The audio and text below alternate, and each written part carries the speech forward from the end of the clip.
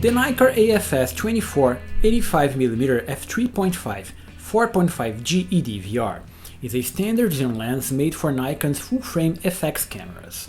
Introduced in 2012, around the same time as the low-cost full-frame D600 DSLR, it sits on the lowest end of Nikon's zoom lineup, delivering entry-level build quality, operation and optics, all for a fair price.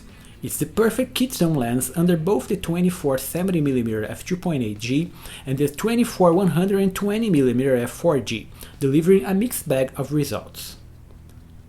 At 78 by 82mm close at the 24mm focal length, and at 78 by 110mm open at the 85mm, the first thing we notice on the AFS 24-85 zoom lens is its size, the smallest 24-something zoom I have ever used.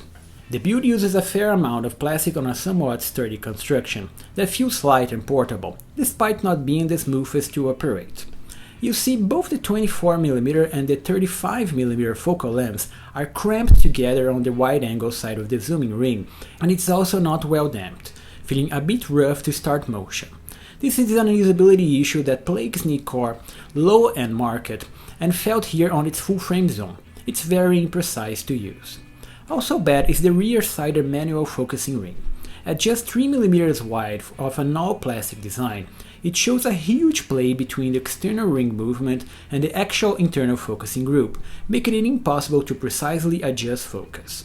As you can see on the welcome distance window, displayed both in feet and in meters, the optics just won't move with the ring, especially when changing direction.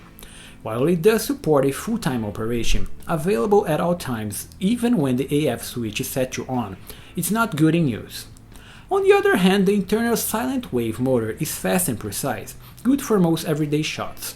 Here tested with the Nikon D800E DSLR in Cuba, I didn't get any out-of-focus shots, be it with plenty of light or under low light, and it's a great pair for a walk-around street photography kit. Also inside, Nikon includes a very powerful VR model, vibration reduction, offering about 4 stops of compensation. Good to leave the tripod at home. I managed to get 1/3 of a second exposure at the 24mm focal length for flawless files, and it's also welcome during video recording. Finally, at the front, it accepts 72mm filters that are quite large for this class of equipment, and they sit right above the first glass element, avoiding flaring. Nikon also includes a plastic lens hood and a carrying pouch with the kit, and at the rear a rubber gasket provides some level of sealing against dust and moisture, although nothing is declared about a proper weather resistance scheme. So it's a good lens despite a mediocre operation, with plenty of high-end features, no matter the lower cost. With a 16 elements in 11 groups optical formula, including 3 aspherical pieces and 1 UD ultra-low dispersion, paired with ED glasses for chromatic aberration control, what the 24-85mm delivers optically is great. Not the best in class, but not the worst. It's a straightforward performance. Plenty of center frame resolution even tested here on the demanded 36MP D800E, excellent colors and contrast, even when backlit, and respectable levels of aberrations, all for a very flexible lens to use.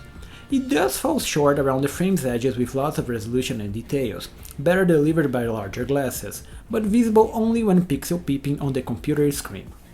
Wide open, the 24-85mm can deliver high resolution, great for wide-angle shots of everyday subjects like street photography, portraiture at 85mm and product shots, with great contrast and fidelity we expect from full-frame format.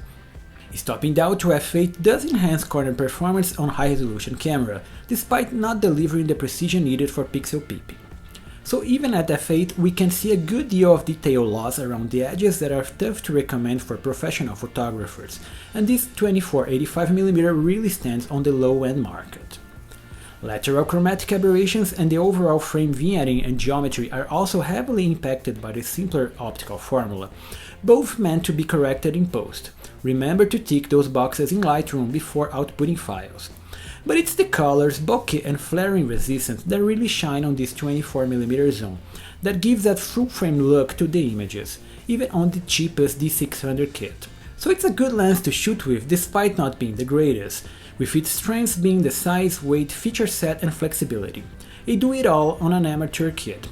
It's easy to be impressed despite the mediocre specs and low cost, so as always, nice shooting.